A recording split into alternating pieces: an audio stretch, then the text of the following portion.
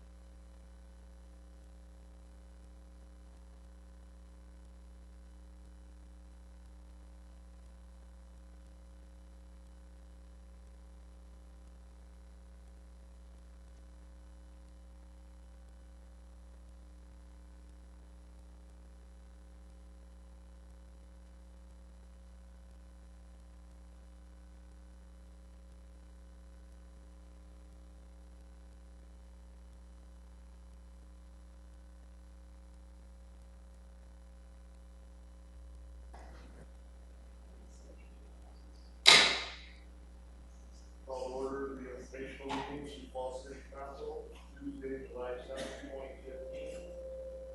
First item on the agenda today will be staff report from David Sixor, our budget.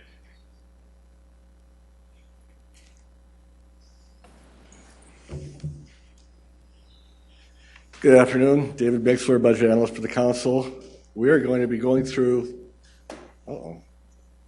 excuse me.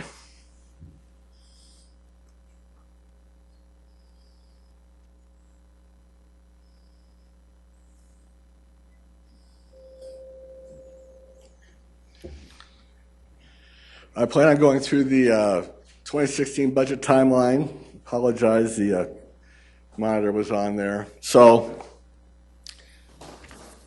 first off, next week on Wednesday, we have our council work session regarding swim pass fees, and that is going to start at 4 o'clock.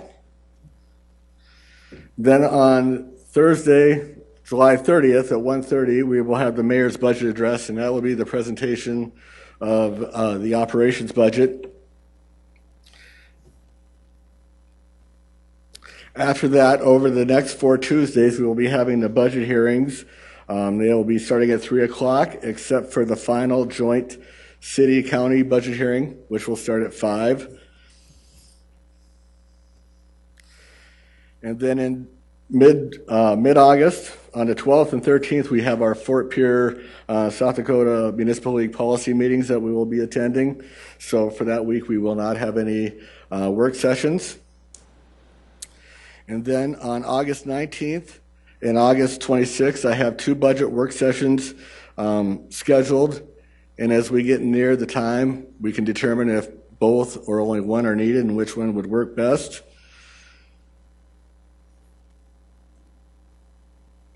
Then on September 8th, at the City Council meeting, we will have our first reading of the budget resolution.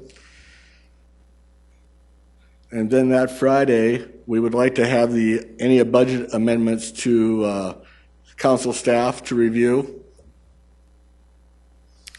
And then on the 15th, we will have our second reading and the budget adoption, and then the introduction of the amendments. Okay, thank you, Mr. Bixler. Any questions from the council? Does not appear so. Thank you very much.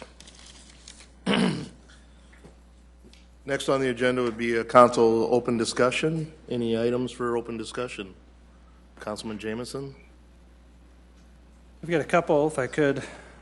I got an update from Sam Trebelcock on the pre-bus dog tag passes that have been issued thus far. I thought it would be interesting to update the rest of the council. There's been a total of 327 of the tags distributed, of which 145 were distributed by the school district. So we've kind of doubled the number of people who've received those. They're keeping track of all the locations, I should say the routes that they're using. So there'll be a ton of great data for us to review later, but as of today, I believe it is, or yesterday, close of day, 327 have been distributed. So there's some movement there. Probably, I don't know what everybody was expecting, but there's certainly some activity. Wanted to share that. One other item, maybe a little out of order. Sunday's paper, you guys, I don't know if you read that story regarding the jail, but I had a nice conversation yesterday with the sheriff. Reviewed a lot of that story and a lot of other details. But one thing that came up in the conversation was some of us are on that joint meeting with the counties where we're trying to figure out some solutions. One of the items we discussed was the jail.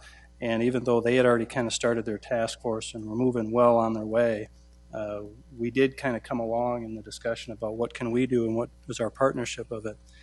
And it's kind of been clear that parking has become their problem, or will be created a parking problem by vacating that parking lot behind where they intend to build the building.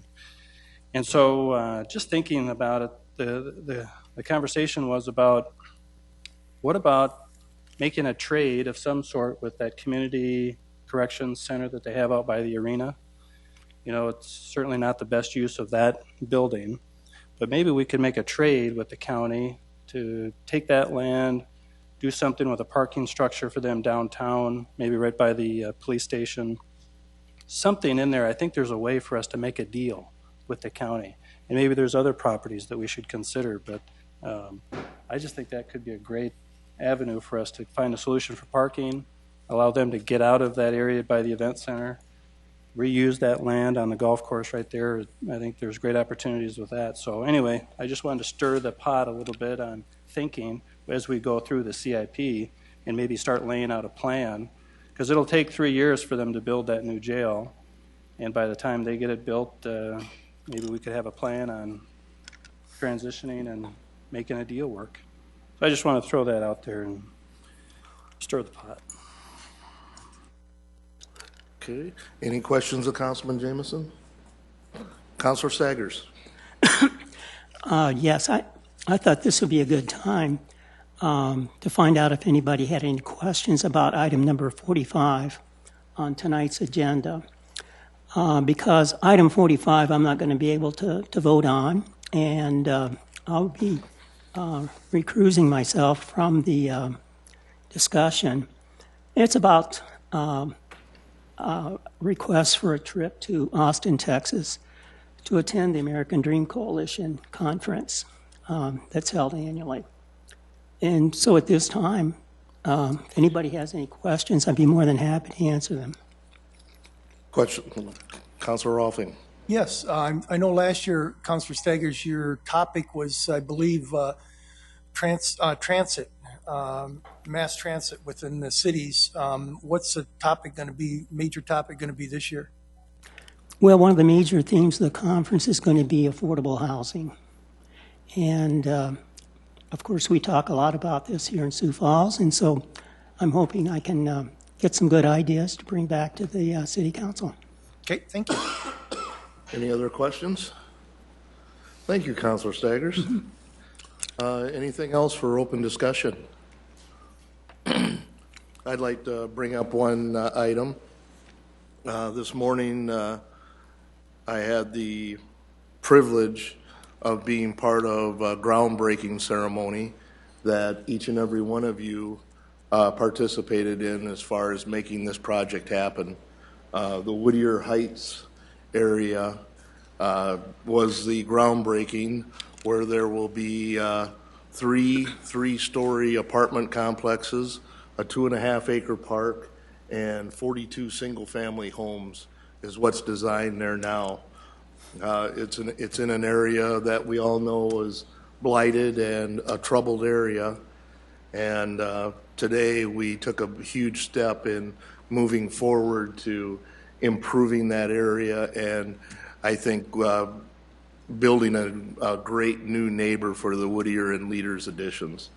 So I want to personally thank each and every one of you for your votes for bringing the TIF to that area and amending it the couple times we've had to do that. But I believe it's a great project that will contribute to that area of the community for decades. So thank you. Councilman Jameson. Thank you. I had one other item I've been wanted to bring up. Just kind of got stirred in my brain, so I apologize for the delay. But this morning I was on the Greg Belfridge radio show. And the conversation was about Heritage Park. Is it the new Van Epps Park? And I said it's not. It's certainly a problem for some of those neighbors. But we talked a little bit about Councilor Karski's proposal to eliminate some of those single-serve alcohol bans.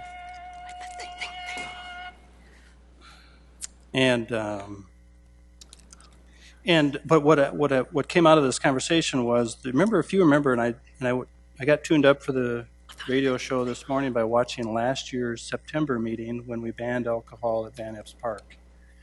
And after watching that discussion, there was quite a,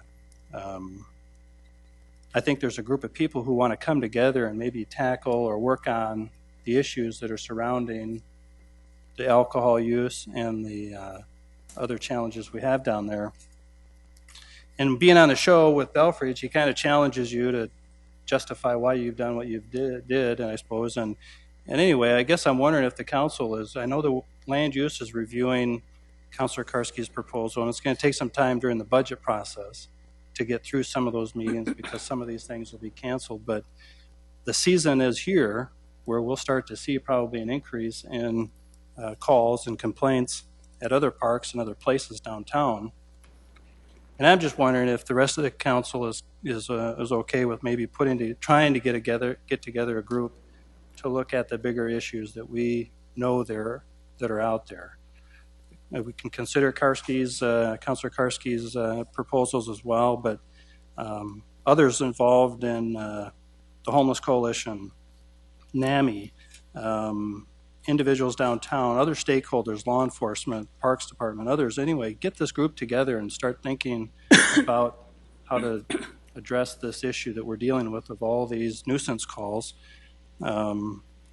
Anyway, I thought it would be, after listening to last year's testimony in September when we banned the alcohol at Van Epps and Tower Park, there's a group of people out there who I think could help us figure this out.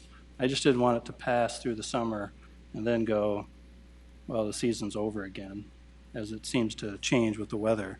So I'd take any feedback from the rest of the councilors if they'd like me to pursue gathering those people together and creating a study group or a workforce or a task force or somebody to collectively look at it. If not, I understand. If you'd like to give me advice, I'll take it. Councilor Urfenbach. Question then, what difference is there between what you're talking about and the Homeless Advisory Board that's already a city-county project that is a task force, a work group that's working pretty heavy and pretty hard on stuff like that? Can you show me the delineation between this group you're talking about and that group? I'm not sure. I'm sorry. I really don't know. But I what I remembered watching that video last year and understanding was that a lot of these individuals aren't homeless.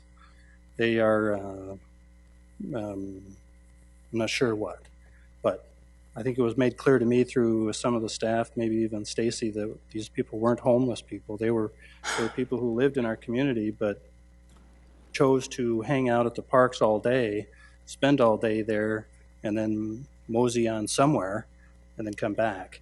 And so I really don't know. Maybe they are. And maybe I need to attend one of the Homeless Advisory Coalition meetings, but that's how I understood it. Maybe I'm wrong, but I honestly don't know the answers. But one of the first steps, of course, is to figure out, and obviously, is it something we want to address in that fashion? Is it a big enough deal? And having it come to the Land Use Committee really is, frankly, honestly, what sparks the conversation.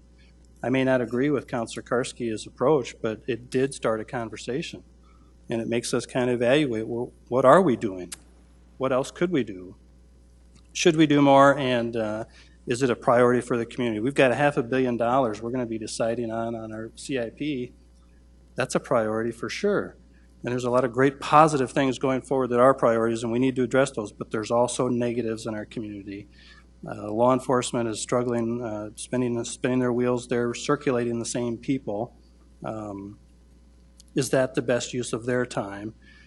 Is there a change in the ordinance maybe required that these people no longer go to jail? They get a ticket. I don't know. I'm honestly, I really don't. I'm asking, I'm reaching out, but I got pressed this morning, and I've been pressed the last few days preparing for his show, and I just kind of fired up, so I brought it up to you guys, frankly. If I might, Mr. Chair, I hear you spinning several different issues there. Certainly, if we're going to talk about some sort of task force that's going to look at alcohol use in the parks, one of the things that, and I heard this from folks in the Whittier neighborhood, and I agree wholeheartedly, that because so many cars drive by Van Epps Park, we all had a fit last summer about it. And, I looked at Heritage Park and go, you know what, alcohol is already banned there. People aren't supposed to be drinking in that park to begin with. So it's a different place, but we don't see it all the time, so it's not that big a deal to us. I mean, I don't disagree with the neighbors when they say that, and they're saying it repeatedly. We all had an absolute cow last summer over Van Epps Park because we're all driving by it all the time. So you've got a couple issues, though. I think you're looking at, Homeless Advisory Board doesn't just look at homelessness. If you're talking again about headlines in the Argus Leader this week, one of the things that group is looking at now is that, who are those folks, and how do we, if we had some data on them, how could we track who those people are? Are they truly people in need? Are they people that are getting services one place and maybe also trying to get the same services someplace else? Or do they really need direction in there? Do they need some sort of counseling, some sort of social services? We can help them if we know who they are and track that data. So that's one piece, and that group works really hard on those kinds of things.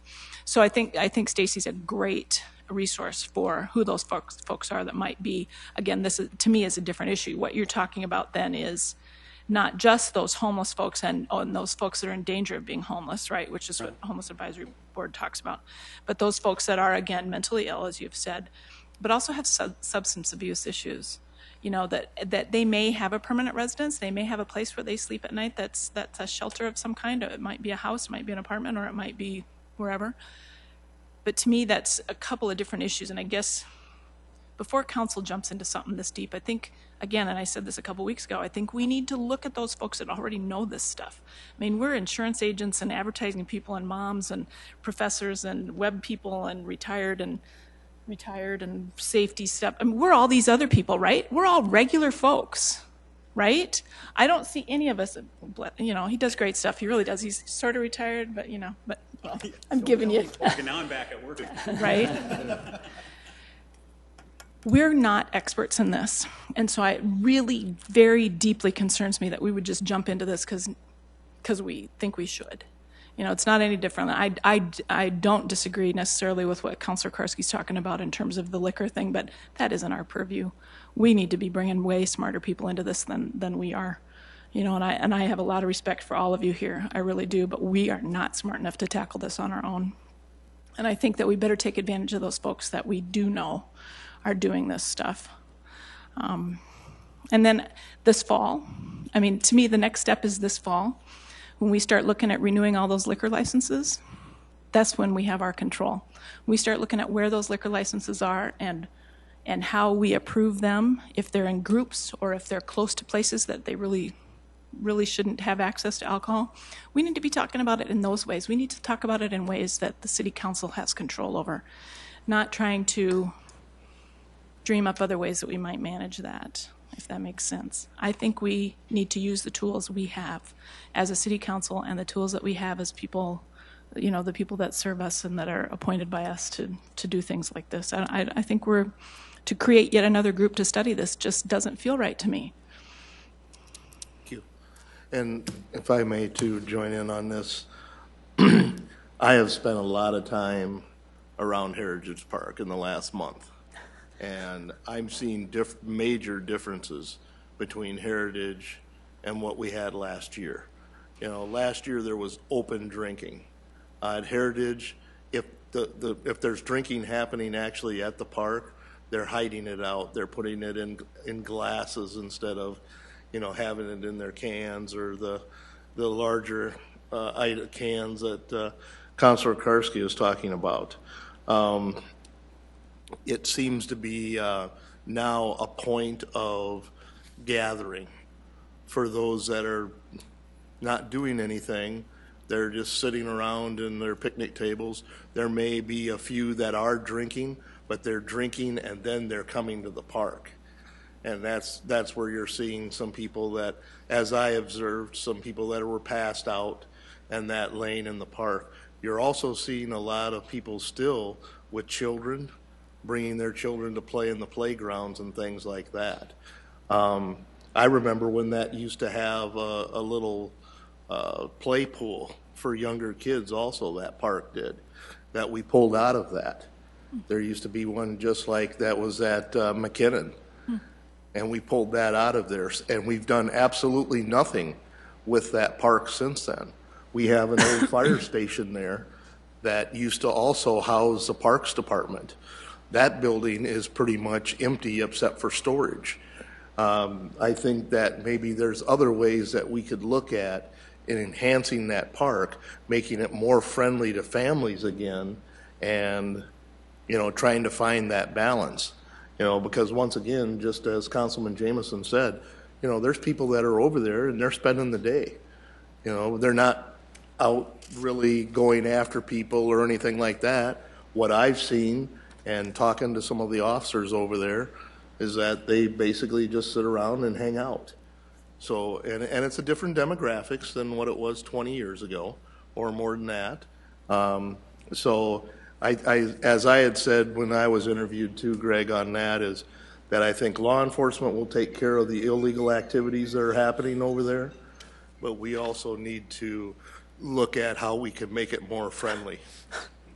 And that's something that I haven't seen. And I think that the route we're going right now through land use and that is probably the proper way to do that. And if there's more questions, then let's bring in the experts. Let's bring in the homeless group, or, you know, what other groups we need to bring in.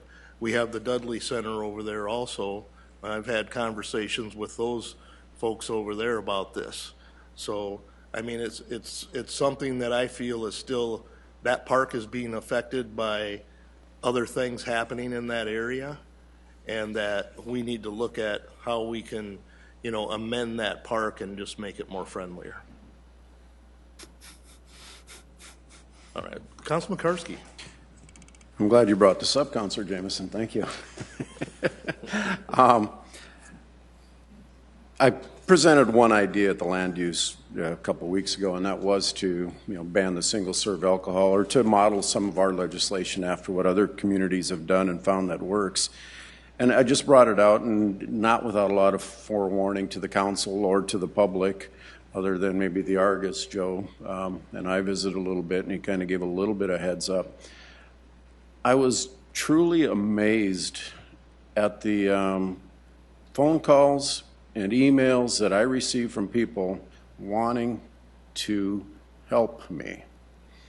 And I asked Councilor Rolfing if he would join in with me.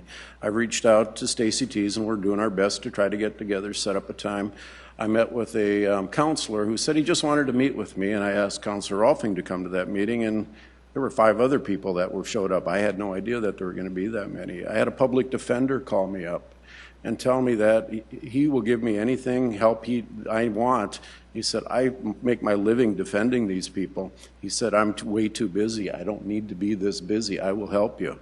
You know, what are we looking for? What am I looking for in the final outcome? To reduce 19,000 nuisance calls a year. Can we reduce them by 10, 20, 30%?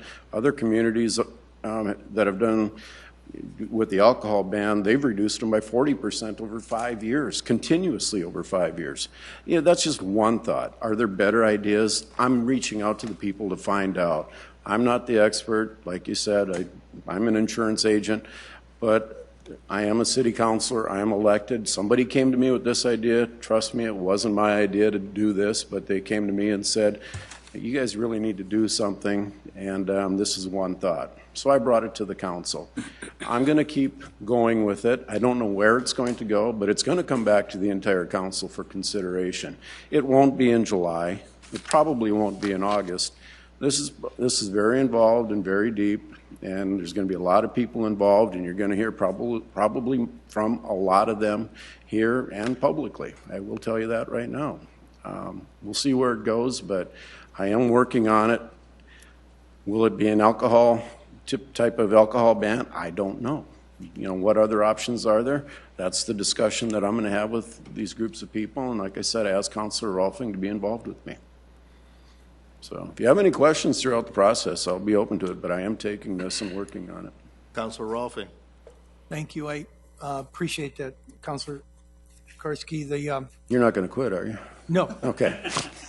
I just, you know, we haven't discussed exactly how we're going to go about this and things, and that's, so we're a long ways from getting there, but I know what Councilor Urbanbach is saying. I also know what you're saying, Councilor Jameson, that seems like they're not, I don't want to say compromise, seems like there could be some sort of committee put together, even if it's informally, with the expertise that Councilor Urbanbach was talking about, and to get some of those good figures and things. This almost, and maybe even more importantly, takes a form of a task force, such as the transit task force that we had, that would really look at this situation. Because quite frankly, what you said at the beginning of the thing was that it's not the alcohol, it's poverty. That is a problem. And if we're not going to solve it, but if we can make it better some way, I'm very happy to do that, and I want to work on it as much as we can, because it'll be good for everybody in the long run. All right, and thank you very much. That was a great conversation. All right, we'll move to presentations. We have the Sioux Falls Bike Plan by Sam Treblecock, our transportation transit planner.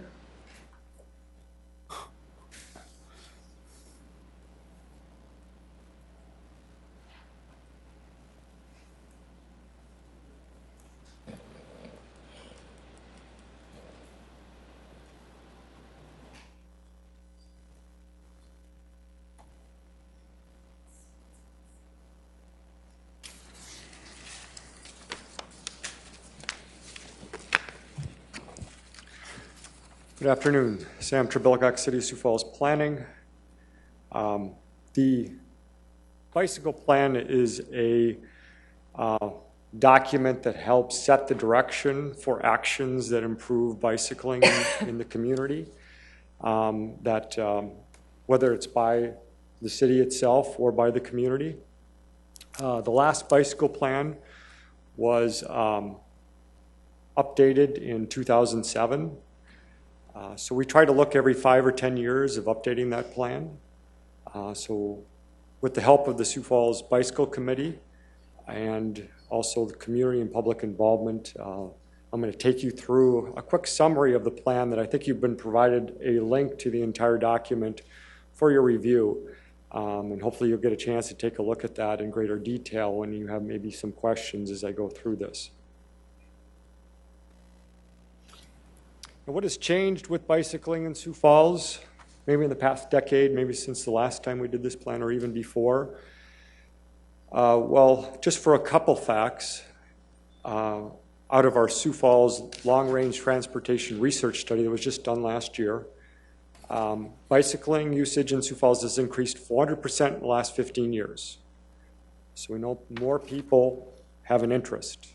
And we hear this quite often, that people are, and you see more people biking. I hear it all the time. People say, I see more people bicycling, not just on the trails, but also on the road. Secondly, people's satisfaction with safe biking facilities has decreased over the last 5 years. 69% in 2010 to 63% in 2014. Well, that was kind of interesting to us, because one thing that we've noted is that we've done more in our biking facilities, whether or not it's trails or on-road facilities, bike lanes or sharrows, but there's less satisfaction. So that was telling us, again, more people, and the comments that we've received in the surveying we're done is people want to see more of it. Even though we've done more of it, they want to see actually even more of it to enhance their comfort and their safety. What kind of public involvement did we have as part of this plan? Well, first of all, we looked at some of the related plans and the public involvement within there. The Shape Sioux Falls Comprehensive Plan talks about how to improve development and the community through complete streets and bicycling, and it talks about that, and we certainly heard that as part of that process. As I mentioned before, our research study noted it. It noted it to the point that it was one of the 4 guiding objectives, was improving pedestrian and bicycling facilities in the communities. Also, the Downtown 25 plan in a sub-area of the community was certainly a big highlight of how to improve bicycling to this area or within the downtown area. Specifically within the bicycle plan, the public involvement opportunities that we had an open house last year at Tour Sioux Falls to kind of get things going and find out what people were thinking. We did a survey that we put on our website to get kind of a reaction to some of our initial guiding strategies that I'll be talking about here in a minute, and get some of their input on what they thought, and we found some interesting things that I'll highlight in a minute. Also, we had a bicycle open house just recently to roll out the full plan and gain some people's input that we had, I believe, 45 to 50 people that attended. And then also, and most importantly in putting the plan together, was a group of people on our bicycle committee from January 2014 until just recently, over the last 18 months, has worked on almost a monthly basis in putting this plan together. So we've had citizens, bike advocates, staff members of the city, and other people working together to put this plan together. What did our survey show? Just again, some highlights of that. Not surprisingly, the bicycle trail is by far and away what respondents like best about bicycling in Sioux Falls. We heard that over and over again. I can't tell you how many times I heard that when we were out at the Tour Sioux Falls last year at the open house. How proud people are of that bicycle trail. I want to see more of it. That's where people want to get to bike. What do people like the least? Motorists' lack of knowledge of bicyclists' right to share the road. Well, we hear that quite often, but you can also say the reverse, and we've heard this too, that sometimes bicyclists need to know the rules of the road also, and we saw that. Not enough bicycle lanes and Cheryl's, again, as we talked about, we heard not enough facilities. And then it's just too dangerous to bicycle in traffic. And for most people, I think no one could argue about that. There are some people that as you get more used to it, you can find yourself easier to do that. But for most people, that's what they think. New trails were rated by just about 1/2 of the respondents the biggest need for the bike trail. So people, as the community grows, they want to see more bike trails. They want to see it get closer to their home or to where their destinations are. Almost 1/2 of respondents reported the bike lane facilities had them feel most comfortable. Well, what's interesting about this, what we found is that this is not considering the trail. We took the trail out. We said, you can't use the trail. If you did that, where would you feel most comfortable? 1 in 5 said nowhere. So 20 to almost 1/4 said we would not feel safe anywhere in Sioux Falls biking. So we really took that to heart. Reason to change bicycling in Sioux Falls. Now, what we found from our survey and some of our public involvement, the public is happy with certain aspects of bicycling in Sioux Falls, especially the trail system. However, the public is very worried about bike safety anywhere else in the community. So the public would really like to bicycle comfortably, not just safely, but comfortably throughout the city and gain access to that bike trail and any part of the city that they're in, without having to put their bike on the car and drive it down there. So what's our bike plan vision? Make Sioux Falls a place where people want to ride their bicycle in all parts of the city, not just on the trail. So we have some goals and strategies, and I think it's important. We've highlighted, you'll see each one as a title. If it's in red, it's a very high priority. It's blue, it's a high priority. Green, it's a moderate priority. And what's important as you read the plan, these goals and strategies, it's a strategic planning process. Each one of the goals We're working through a process of an internal team and an external team. So each one of those teams will work on implementing these goals and strategies. First, develop a bicycle public education campaign to share the road. We've talked about this a lot. How can we do that? The plan talks about certain actions that we can take, certain things that we've done to this point. What can we do to move that forward, to let people know bikes and cars need to coexist? Second, develop a complete bike network that is both comfortable and safe for all levels of bicyclists through the addition of new on-street and trail facilities as identified in the plan. And I'll show you the map that kind of highlights some of these things. And we've also, even if you go into the appendix, it starts showing specific projects on street or trails that we can be looking at to enhance some of that safe and comfortable access. Some of the things that we really looked at, the bike committee really grabbed onto, is all on-street routes should radiate off the bike trail. So anytime you see an on-street route, it's going to access that bike trail somewhere. And to gain access to the trail and destinations across the city. So really, if you could, the trail really is set up very well. It's not just for recreation, it's for transportation too. And if we can access it well, we really can get people to just about any part of the community. Also find ways to provide access across natural and man-made barriers, especially I-229 from 26th Street to Western. And I've circled that on a map that really highlights some of the areas that are problem areas for that. And I'll get to that map showing that at the end. Next is adopt complete street ordinances and policies and design standards to accommodate all forms of transportation within the street right-of-way.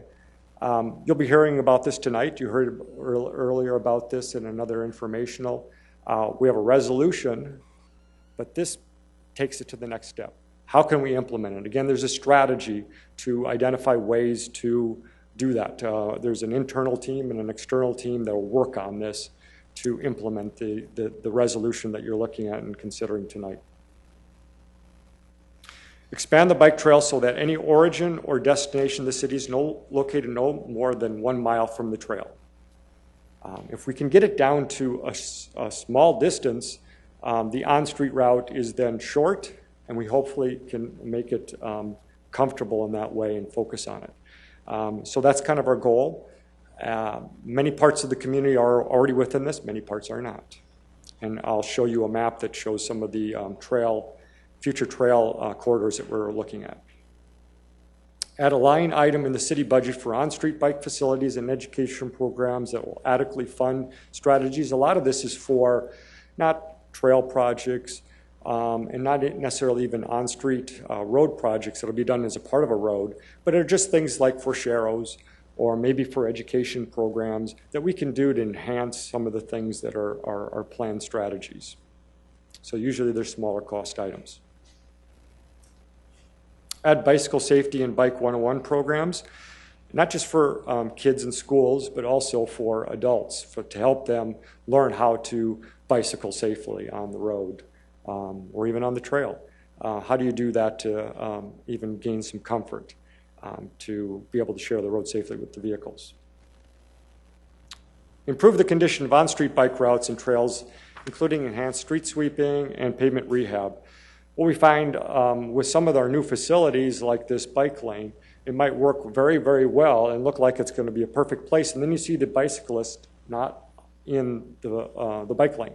And you might ask, well, why aren't they? Well, there's probably because there might be a lot of rocks over there. It's the end of the winter. And so if we need to look at trying to find ways to enhance some of our maintenance to provide that on some of these routes. Complete bicycle projects by leveraging private resources with public dollars to maximize funding. This picture of the Elmland Park Trailhead is kind of an example of that. That was done with the parks projects. We want to see more of that. That might be a way that we get to bike share in Sioux Falls. You might see it in Minneapolis now. That's how they've done it in New York City. They did it with Citibank.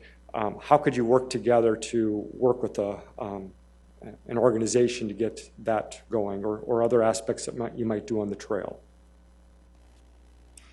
Work towards gold level bicycle friendly status with the League of American Bicyclists. Right now we're bronze. So we want to move to silver, to gold. Just a couple weeks ago, we had the League of American Bicyclists here to kind of gain some insight, and they're going to provide some information to us on what it's going to take to help doing that. But a lot of things in the plan will help us get there. Add one position at the city for a full-time bicycle and ped coordinator. A lot of this really came from our bike committee. They kept asking, and they see, especially from the League of American Bicyclists, that this is something that's really important, that there's somebody that's full-time at some point that's looking at this. You can see it's a moderate priority. So we think it's important, but maybe sometime down the road that we do have somebody that is looking at it on a full-time basis as it becomes more and more popular. Now this is the bicycle trail plan map, and if you go into that chapter that talks about that, essentially the areas in green are the current trails, the pinks are the very high priority, the reds are the high priority trails. Those are future. The greens are the only one that's a current trail is the green. So everything else we're planning for the future. Some of them, the pinks, I believe all of those are in the CIP. The reds would be just outside the CIP, would be considered the next places to be looking. And we've worked with the Parks Department on prioritizing these so we can try to determine how to bring these into the CIP. And again, trying to look at ways to reach that standard to bring trails 1 mile within everybody's home. And also one of the other things I would point out is just access to the trail. We've worked real hard on trying to get access to the trail in some parts of the community along the existing trail, and that's highlighted and prioritized as part of this plan. This is the last slide, but the bicycle route plan, these are the on-street routes that we would focus on. We spent a lot of time with the bike committee looking at which areas, I mean, there's a lot of roads in Sioux Falls, but which areas would we start focusing on? We've tried to identify them and split them into commuter routes, would be for a little more experienced cyclists, and then also the neighborhood bikeways. Neighborhood bikeways would be designed to be as comfortable for the family, for potentially using different design facilities such as protected bicycle lanes or bicycle boulevards. Those are new things that are being used around the country that we've identified and included in this plan. You can see the circle down in the 229 area. That's the area of high barrier that we heard from our bike committee and our public. That's areas that's really difficult right now to get to the trail because of 229, the river. How can we, get people to cross that and to the trail is a challenge as part of this plan. With that, I believe that's all the slides I had, and I would take any questions you have.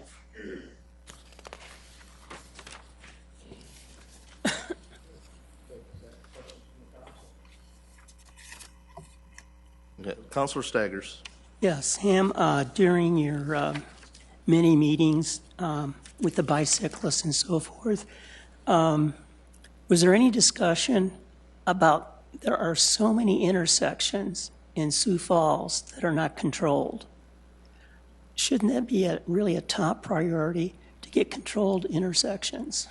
Well, I mean, I don't know if the bicyclists, if you're talking about going across busy streets or something. Well, I'm talking about you come to an intersection and there's no yield sign, there's no stop sign, no nothing.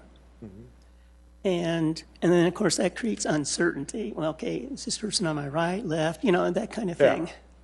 Well, and I think that occurs a lot on our local roads. And there's a couple options that we're looking at, especially in the core area, where there is a lot of different intersections, but it's, there are a lot of people that we found in our surveying that really are interested in bicycling in the core area of the community. And so that's one of the reasons we started looking at adding one of the options being a bicycle boulevard, which is really prioritizes the street for bicyclists to some degree. I mean, cars can still access it, but they couldn't use it as as kind of a shortcut. They would only be able to get to their homes and everything else, but the bicyclists could use it. And that would, in our mind, start to look at options for safe bicycling, because they would be able to use it as more of a through route for bicycling. So that's one area. Other areas, you certainly could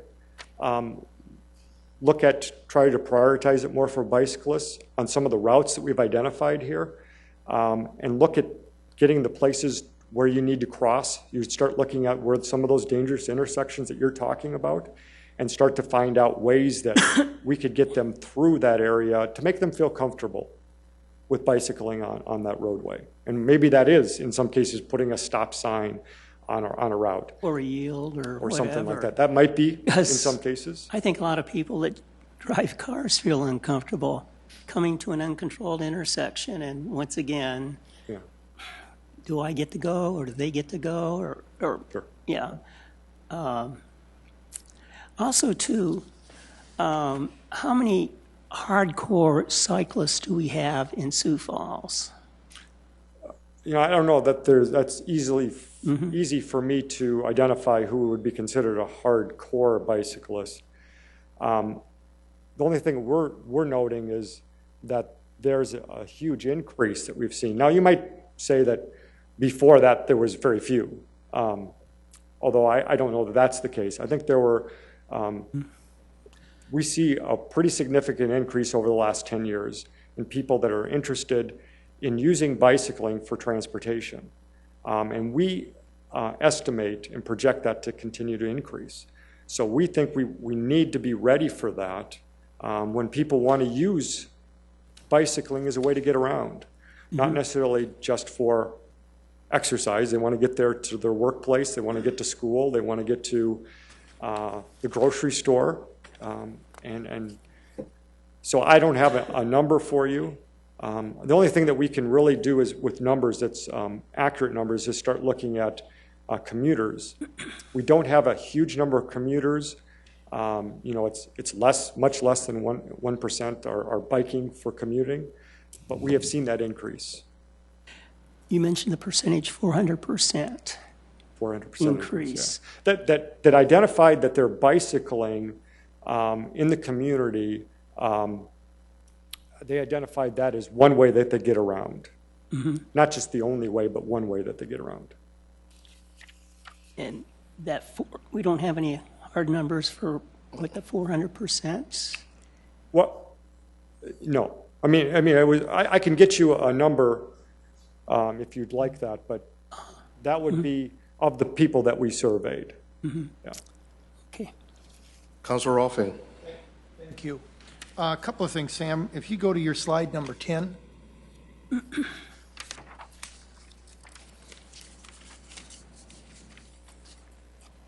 Three, four more. There it is. Nope. One more. One the other way. The other way. One more. One more back. The map, Sam. No, it's not. It's the one. Keep going back. The complete street ordinance. Bicycle lane. Sorry, I don't have them numbered here. There This it one. is. Okay, That's gotcha. it. Yep. I thought it'd be off on the side, but it isn't, obviously. That's the one, the segregated lane. Is that what you call the? That's a protected bicycle lane. Protected This is bicycle. actually what you call a counterflow protected bicycle lane. And what that does is, in some communities around the country, they're actually doing this. And they actually, with this lane, they would have to signalize it specifically for the bike lane. So that's what communities are going to. That's the kind of demand that they're getting. I see these in New York City. You're starting to see them in other large communities around the country. Yep. But that's what that is. So by doing this, or if you go forward 2 or 3 or whatever, or on that number 14, keep going, keep going, keep going, keep going. That one right there. How many streets, how many major streets or whatever can we do this?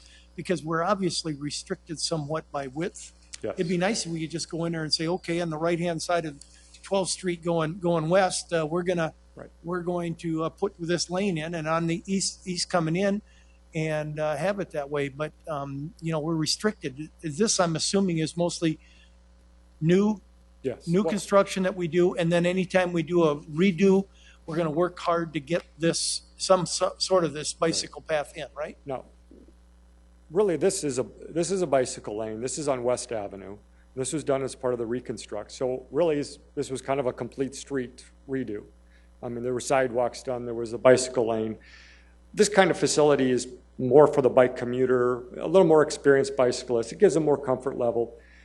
I'm not typically going to say that this is going to work for everybody bicycling, because this is a busier road.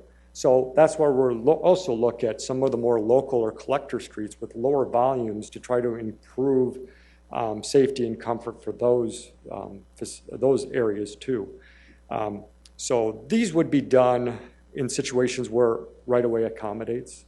There are some streets where the right-of-way is probably under 100 feet that it wouldn't work. And that's kind of part of our complete street process that we'll have too, that we're talking about tonight, to really look at how you will look at that roadway and analyze it in a more systematic way to say, hey, is this roadway going to work? Yes, no, maybe if we do this. It's typical what we're finding is if you have 100 feet, you got a decent chance of getting bike lanes in. Would we take a street, I'm just not picking one, but one that I know, like a Prairie Avenue, going north and south, that is a very nice road that most people don't know about, pretty much through, and take one like that and take one of the, make no parking on one side and make that the bike path? That's a possibility. If we found there was enough width with getting rid of the parking. We're going to be sensitive to what the people need for parking, of course. But that's a good example because that street is already one of our routes, but a lot of people don't know about it. They don't know the signs are up there. We'd like to put sharrows down. In fact, maybe we just did. I think we just actually did on that one. But there's other aspects of like that where we'd like to include and enhance that for just something simple like a sharrow. So basically what we're saying is anytime we can do this, we're gonna do this if this passes. And yeah, and in different ways. Each one is going to be a little different. It isn't always going to be a bike lane. Sometimes it's a sharrow. Sometimes it might be a protected bike lane. Each situation is going to be a little different depending on what the priorities are. the bikers are gonna pick up and they'll know within a week this has been done. If I know the bike community at all, it'll be passed around. Now, if you look at this one right here, one last thing. This might be a situation where we would have some problems when we're with the right-of-way, and you mentioned rocks and different things being in the street from the right-of-way. Is this something we'll have to look at also as our right-of-ways to make sure that people are not putting rocks in there so that that can be out there for a bicyclist too, because that's trouble for a bicyclist. Yeah, well, I think a lot of it is just trying to see how we can prioritize, some of the maintenance activities. What is it going to take there? That's one of the things that we want to look at, and it's one of our priorities, and we're going to look at what would it take, and how can we make that happen to some degree. Because we know there's going to be rocks. I mean, there's winter here in Sioux Falls, so you're going to have some of that put down, and when it's spring, can you get out there and street sweep not only the main line but also that bike lane. Okay. Councilor Offenbach. Thank you. A couple of things, Sam. The one picture that Councilor Rolfing alluded to that was number 10 with the complete street ordinance, I would just lift that up as something. It's back. It's Or did I go back? I went the wrong way. red. It says adopt complete street ordinances at the top. If you look at that lane, I would just call that out to Councilor Staggers, who's asking us tonight to fund a trip to Austin, Texas. That street looks very much like Austin, Texas, where they do that protected bike lane, and they're adamant about reducing the use of cars. They're adamant about getting more people to walk, more people to bike. So we have some really great examples. Some of us did go down last fall as part of the National League of Cities, and we saw really great examples of that kind of transit. The thing, though, Sam, that this does, and our the activities that we're involved with as a community and some of the media and those sorts of things, if we look at this bike plan, it makes Sioux Falls look like, and I think this is what Councilor Staggers was alluding to, it makes it look like everybody in Sioux Falls rides a bike. I mean, it looks like we're all in. And I got to say, I don't even own one.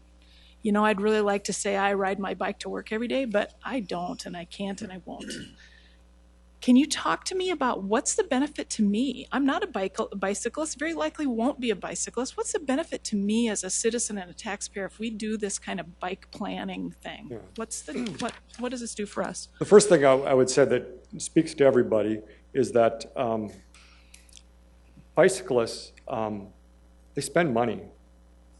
And that's one thing. When they come in as tourism, I mean, they spend money in your community. And when they know that this is a good place to bike, you're going to see tourists coming here. And there already is we got a great bike trail system. But if you do more, people are going to be here. Businesses are going to be created just by the very fact that a bicyclist can access it. And that could be something that we talk about, enhancing bike parking.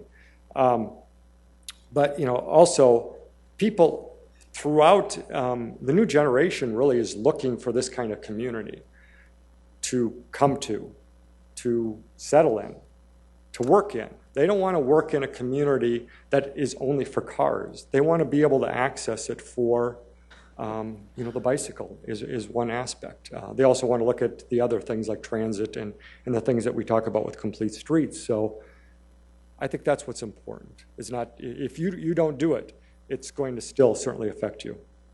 Well, Councilor Rolfing and I are not taking offense at being the older generation, just so you know.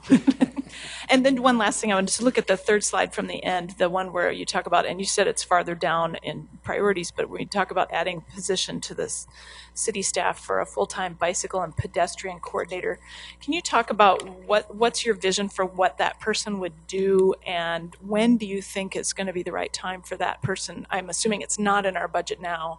We haven't had that addressed yet, but when do you think that might be happening, and what would that job look like? Well, part of what I do is this position. But of course, as transportation planner, I do other things. I do transit, and I do highway planning and future planning. So it's only one small part of what I do. There's other people in the city that do that also. But as we're finding more people that are interested in this, we know that implementing strategies in this plan and working towards all the things that I just mentioned in the strategic planning implementation is going to be what this coordinator would be working on. Also would be working on trying to find ways to raise awareness and be the person that is the staff person that is looking at trying to educate the public on the safety aspects and trying to gain programs that help school children become better bicyclists and safer bicyclists. It's that kind of time commitment that would be, I think, important with a full-time coordinator. And in terms of the when, I don't know. I mean, as a moderate priority, we knew that until there's the money available and the projects that we need to be doing, that it probably is. It wasn't something that the public started saying, "Hey, that's what we absolutely need first." So, good. I would Thank say, you. Later. Councilor Kiley. Thank you. Sam, I guess when you state that 1 in 5 or 20% of the individuals that you polled had indicated that they didn't feel any place in the city of Sioux Falls, it's not surprising. Bicyclists face a lot of the same problems that motorcyclists do in terms of, number one, we don't have a frame with metal and glass surrounding us for protection. Right. And we're somewhat small and not very conspicuous in traffic. So a lot of the problems are due to the fact that people simply don't see us.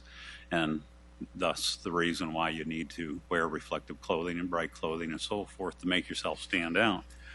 But having said that, and I do like the concept that Councilor Rolfing pointed out, the separated or segregated bike lanes, but you can only do that to a certain extent because right. It's somewhat cost prohibitive. Mm-hmm. Right. So I'm sure that would increase individuals' feeling of safety in those regards.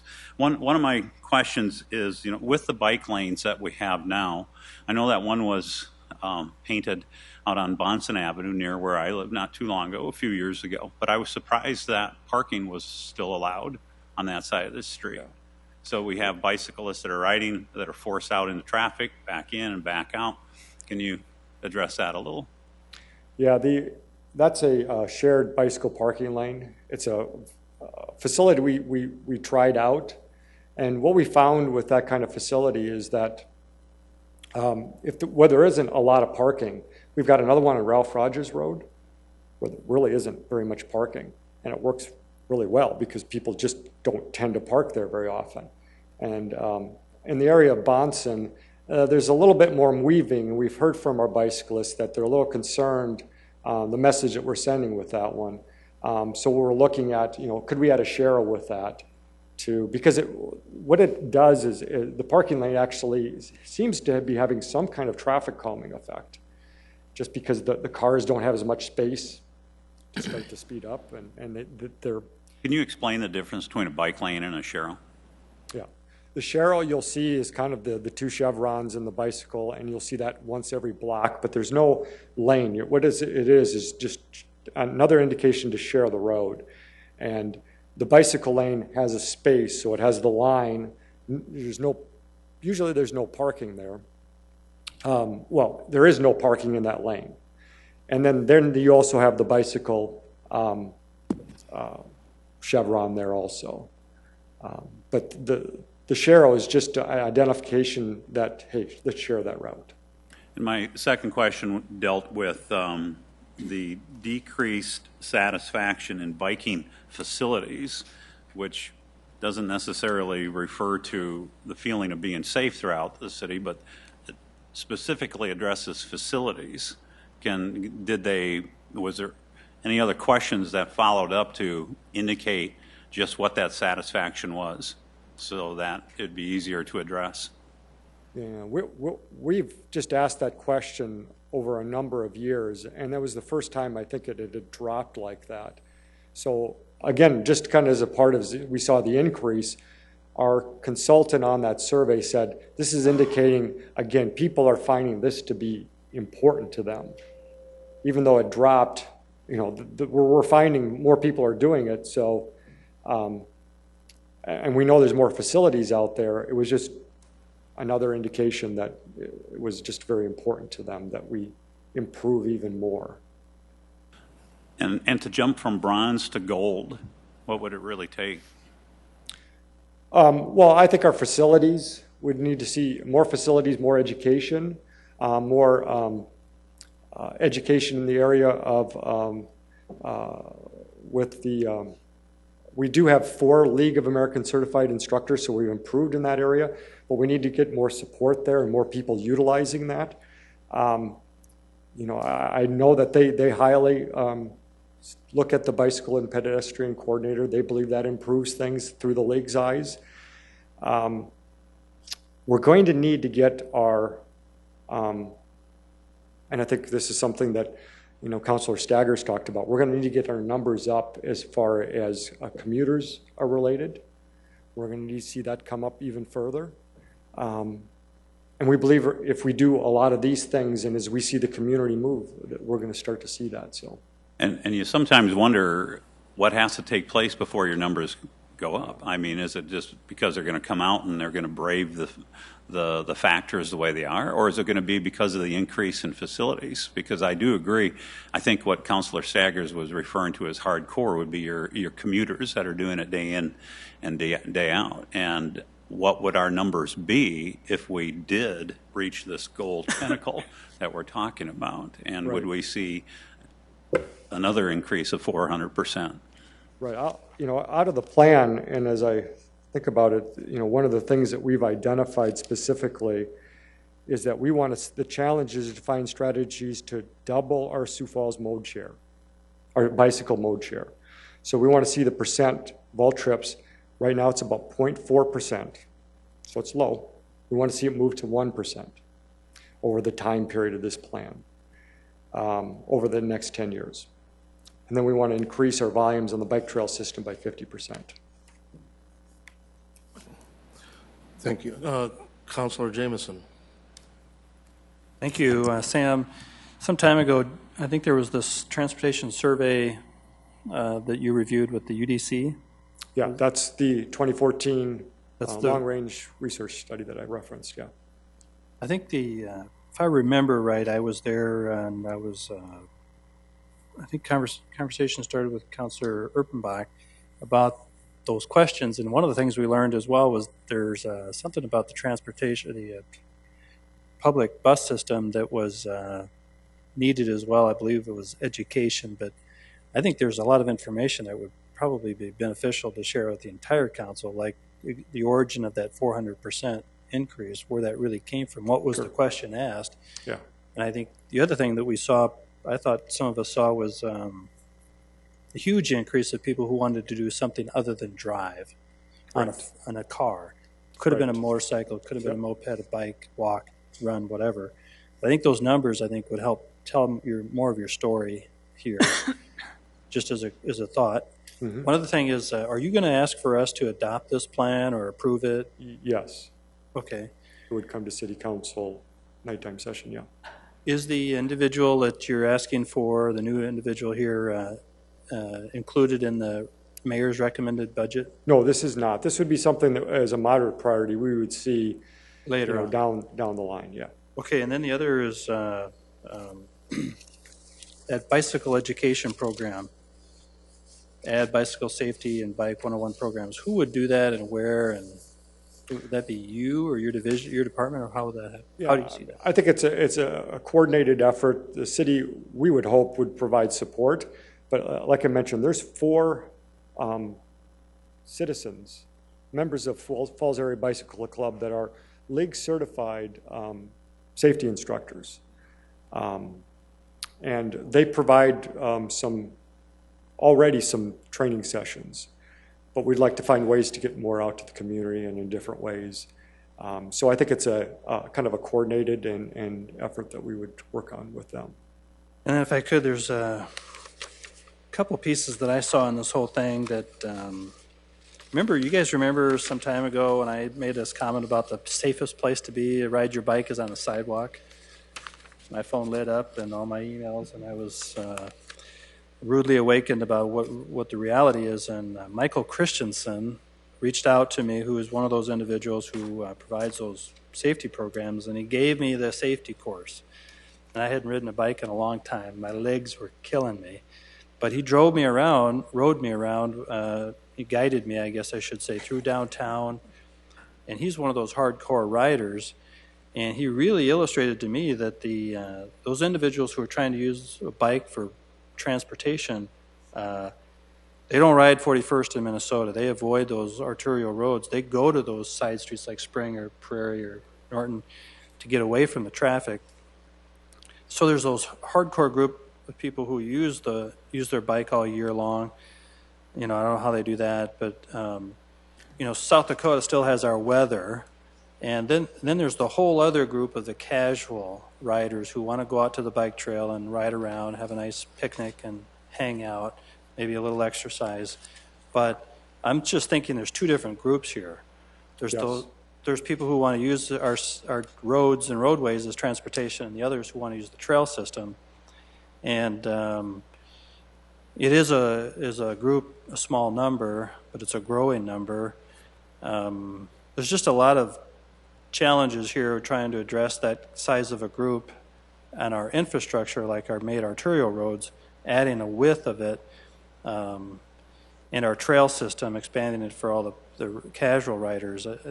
I'm just not sure that everything here is maybe as well as maybe I can understand it, and it maybe just takes more time reading these maps. But if you could come back sometime with those survey results on transportation, Sure. the questions that were asked and the results, I think that would really help us understand that bicyclists are a growing group in our community. Mm-hmm.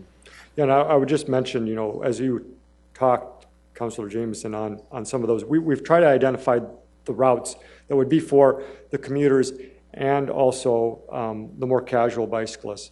So a lot of the routes we've identified are not the arterial routes. In fact, almost all these routes on this map are not arterial routes. We've specifically did that because that's where people are more comfortable. So what can we do to improve those routes, increase the safety of crossing some of those major arterials and getting people to the bike trails and to the areas of the community they want to get? Councilor Staggers. Yes. All the pictures that we've viewed this afternoon are very nice pictures. There's no snow, there's no ice, there's none of that at all. Have there been conversations about what we do in the wintertime for safety reasons? Do we keep the cyclists off the streets, or has there been any discussion? Yeah, well, you'll see that, first of all, our trail system is plowed. And it's amazing, when I'm out there before it is plowed, I'll see tire tracks and footprints out there before they even get to it. And they're actually, the Parks Department gets out there fairly soon. So people are utilizing it in the winter. We know that people are utilizing it during the winter. You'll see those fat tire bikes out there. People are utilizing those for traction in some points. So they're finding ways to be able to get from place to place. I would point out that some of the most bicycle-friendly communities in America are northern cities. Minneapolis, Minnesota, Madison, Wisconsin. If you go there, I was in Madison a couple of years ago, and I was amazed when work ended, the people getting on bikes and going to their homes. It was the way of their way of life in Madison. So I do think it can work. It doesn't mean just because you're northern climate you can't do it. Councilor Jameson. Sorry, one last question, Sam. I meant to ask. Thinking back last year, I think there were several fatalities that occurred with people bicyclists riding a bike, getting hit by a car, being in the wrong place, lots of things. Reviewing your plan, thinking about this plan, what is the first thing that we could do to help alleviate that from happening again? That was that first slide that I showed in the plan, and that really was to increase people's knowledge of sharing the road. So an education program. Yeah, it really is. And we're looking at that. We talked about it as a staff getting together departments earlier this year. How can we get that information back out there? How can we get people, even though we haven't had maybe those high-profile accidents, you do hear about them. And what we know is a lot of them are people that are riding on the sidewalk. We want to gain some more information about that, some more empirical data about what that's showing. A lot of people are either riding on the sidewalk or coming off the sidewalk, and they feel comfortable, but people don't see them that are driving. And that's the ones that are getting hit. If you're on the street, you might not feel as comfortable, but at least the people see you. They know what you're going to do. If you're riding in a safe manner with the rules of the road in mind, you're going to have a much better chance of getting safely to your destination. So do you have a request in the budget coming for funding to do that education program? We do have some funding that's in part of the Public Works budget, I believe, and that possibly could, but that would also be for facilities like Cheryl's and enhanced signal timing and things like that. But those are the things that we want to do. Right, but I mean the educational program, do you have it specifically lined out that you need 30 grand or 50 grand, 160 grand for that? We don't have that right now because that's one of our strategies, and that's what we would work towards to determine as we move forward what the budget amount would be.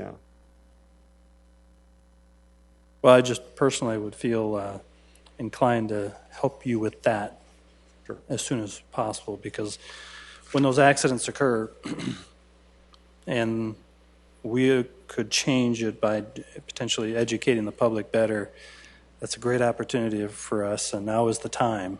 And certainly I want to do more to help, so we'll take a look do at something.